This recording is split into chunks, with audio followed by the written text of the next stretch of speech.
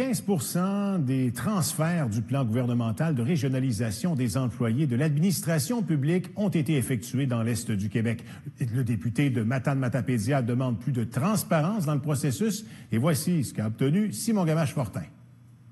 Le plan gouvernemental de régionalisation des emplois de l'administration publique se poursuit.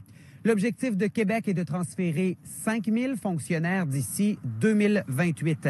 Ça vise à renforcer l'occupation du territoire et la vitalité économique. Selon les dernières données disponibles en date du 30 septembre, 2 773 fonctionnaires ont été transférés en région depuis octobre 2018. La CAQ souhaitait atteindre l'objectif de 2 000 postes à cette date. Au Bas-Saint-Laurent, on compte 294 transferts, 118 en Gaspésie, Île-de-la-Madeleine et seulement 9 sur la Côte-Nord. Le député de Matane-Matapédia suit le dossier de près. Pascal Bérubé réclame plus de transparence dans le processus et davantage de détails sur les méthodes utilisées.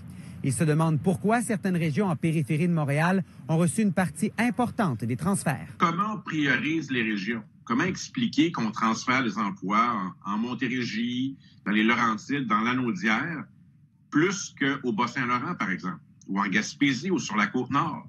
Et il faut prioriser les MRC qui ont moins de fonctionnaires. Et en tête de liste, moi, je vois la Matapédia qui mène une bataille depuis longtemps pour avoir davantage d'employés de l'État sur son territoire.